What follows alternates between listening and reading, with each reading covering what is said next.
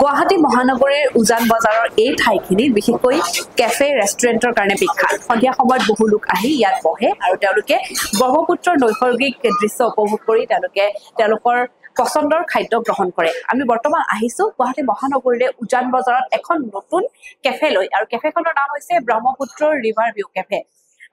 NF railway অৰ্থাৎ north east frontier ৰেলৱেৰ initiative এটা বৃহৎ পদক্ষেপ বুলি ক'ব লাগিব।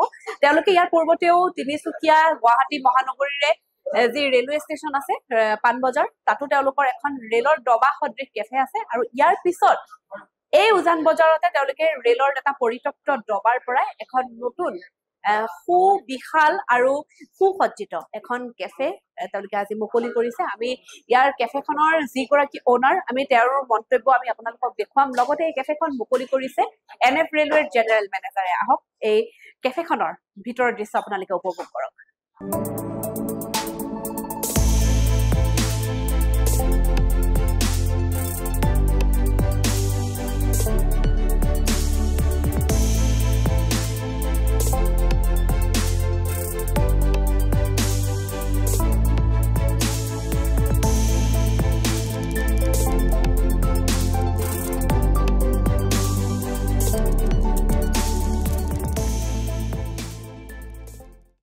মহানগৰীৰ উজান বজাৰ ব্ৰহ্মপুত্ৰৰ পাৰতে ঠিক গাতে লাগি আছে এখন নতুন ৰেষ্টুৰেণ্ট। নাম হৈছে ব্ৰহ্মপুত্ৰ ৰিভাৰ ভিউ কেফে। আজি নতুনকৈ অপেনিং কৰিছে তেখেতে, আৰু NF ৰেলৱেৰ জেনেৰেল মেনেজাৰে আহি পেলাই এখন অপেনিং কৰিছেহি। বহু লোক আহিছে, আৰু এই ৰেষ্টুৰেণ্টখনৰ যিগৰাকী অনাৰ আমি নীতিশ পাণ্ডে, আমি তেখেতৰ পৰা গম পাম এই সম্পৰ্কে। কেনেকুৱা লাগিছে ফাৰ্ষ্ট, যিহেতু আপোনালোকৰ আমি আগতেও কভাৰ কৰিছো, গুৱাহাটী ৰেলৱে ষ্টেচনতো আছে, আৰু দ্বিতীয়খন ইয়াত কেনেকুৱা অনুভৱ, কেনেকুৱা আৰু পৰিকল্পনা? খুব ভাল লাগিছে। আমি প্ৰথম অৱস্থাত তিনিচুকীয়াত আৰম্ভ কৰিছিলোঁ। তিনিচুকীয়াৰ ৰেছপন্সটো খুব ভাল হোৱাৰ বাবে আমি আকৌ গুৱাহাটী ষ্টেচনত আৰম্ভ কৰিলোঁ। এইখন একচুৱেলি আমাৰ চতুৰ্থখন হয়। তাৰ আগতে আমি দাৰ্জিলিঙতো আৰম্ভ কৰিলোঁ। খুব ভাল হোৱাৰি পাইছোঁ, আৰু এইখন একেবাৰে ব্ৰহ্মপুত্ৰৰ পাৰতে লাগি আছে। আমি আশা কৰিছো খুব ভাল ৰেছপন্স পাম মানে। হয়, আৰু আপোনালোকে জেগাটো বিশেষকৈ বহুত ভাল জেগা আপোনালোকে চুজ কৰিছে, কিয়নো দেখা গৈছে যে এই ঠাইখিনিতে বিশেষকৈ মহানগৰীৰ এই ঠাইখিনি বহুত শান্তি পৰিৱেশ, সকলো আহে, গছ গছনি আছে। উজান বজাৰ হওক বা ইটোফালে ব্ৰহ্মপুত্ৰৰ সিটো পাৰেও হওক, তেওঁলোক আহে।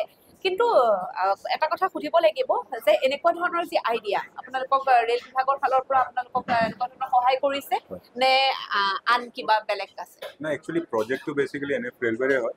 আমি যিহেতু আমি টেণ্ডাৰতে লওঁ, বাট গোটেই ক্ৰিয়েটিভ আইডিয়াটো আমাৰে হয় বেচিকেলি। আৰু আমাৰ টিম, আমি খুব ভাল টিম এটা পাইছিলোঁ, যাৰ ফলত আমি এনেকুৱা এটা ৰূপ দিবলৈ সক্ষম হৈছোঁ। খুব ভাল লাগিছে।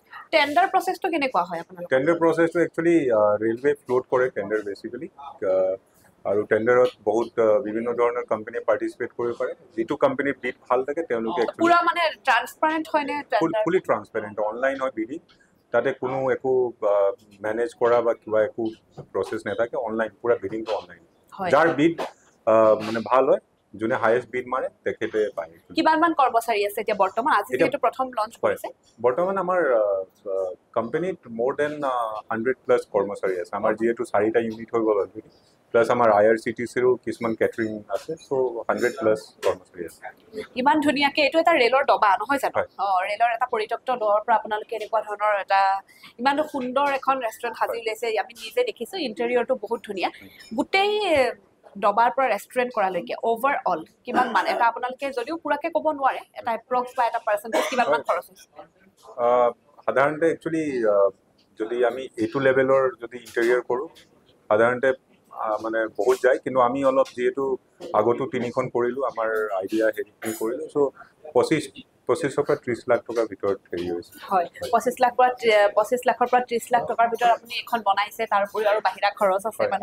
আপুনি আশাবাদী নে যে আপোনাৰ যিমানখিনি খৰচ হৈছে সিমানখিনি অতি সোনকালে আপোনালোকৰ লাভ হ'ব, বা মানুহ আহিব, বা কাষ্টমাৰৰ ছাপোৰ্টটো কেনেকুৱা আশা কৰিছে? হয়, ডেফিনেটলি আশা কৰিছোঁ। আৰু আমাৰ অৰ্গেনাইজেশ্যনৰ অলৰেডি খুব ভাল নাম আছে। আমি মানে খুব ভাল খাদ্য যোগান কৰিব পাৰোঁ। আমি আশাবাদী যে আমাৰ যিহেতু 5 বছৰ আমি টেণ্ডাৰ পাইছোঁ, 5 বছৰ হোপফুলি আমি ৰিকভাৰ কৰিব পাৰিম যিখিনি ইনভেষ্ট কৰিছোঁ। টেণ্ডাৰটো যিহেতু ৰেল বিভাগৰ ফালৰ পৰা আহে, আপোনালোকে কৈছে পুৰা স্বচ্ছ হয়, পুৰা ট্ৰান্সপাৰেণ্ট হয়, ইয়াৰ পৰা যিটো লাভ থাকে তেনেকুৱা কিবা আপোনালোকৰ কিবা পাৰ্চেণ্ট ৰেলক দিব লাগে নেকি? নাই, তেনেকুৱা নহয়। একচুৱেলি লাইচেঞ্চ ফি থাকে, অলৰেডি ডিফাইন লাইচেঞ্চ ফি থাকে। সেইটো আমি পাৰে নাম ইয়াৰলি দিব লাগে বাট যিটো আমি ধৰক ডেইলি যিটো চেল হয় তাৰ পৰা কোনো পাৰ্চেণ্টেজ তেনেকুৱা দিব নালাগে আৰু যিটো চেল হয় সেইটো আপোনাৰ হাততে থাকে হয় আপোনালোকৰ আমাৰ হাততে থাকে হয়। খালি আমি ইয়াৰলি এটা লাইচেঞ্চ ফি দিব লাগে হয় গুৱাহাটী মহানগৰীতে আপোনাৰ দুখন হ'ল নহয় হয়, জানো তিনিচুকীয়াটো কৈছে আৰু তেনেকুৱা আৰু বেলেগ ঠাইত কিবা তেনেকুৱা পৰিকল্পনা আছে নেকি যেনে মালিগাঁও ফালে দেখা গৈছে যে ৰেলৰ জেগা বুলিয়ে কয় হয়, হয়। মালিগাঁও সেইটো এৰিয়া তো আপোনালোকৰ আৰু তেনেকুৱা কিবা পৰিকল্পনা আছে নেকি ফিউচাৰ হয় আমি পৰিকল্পনা আছে যদি আমি ভাল ঠাইত তেনেকুৱা টেণ্ডাৰ পাওঁ সুযোগ ডেফিনেটলি আমি পাৰ্টিচিপেট কৰিম আৰু ৰেষ্টুৰেণ্ট যিহেতু কিছু কথা সুধিবই লাগিব ইয়াত মেনু আমি দেখিছো ৰিজনেবলে দেখিছো দাম কেনেকুৱা মানে কিমান মানৰ পৰা আপোনালোকৰ ষ্টাৰ্টিং বা যদি অডিয়েন্স আহিবৰ কাৰণে আপোনালোকে কয় আমাৰ ষ্টাৰ্টিংটো খুব কমৰ পৰা ষ্টাৰ্ট হৈ যায় স্নেক্স আছে আৰু বেচিকেলি আমাৰ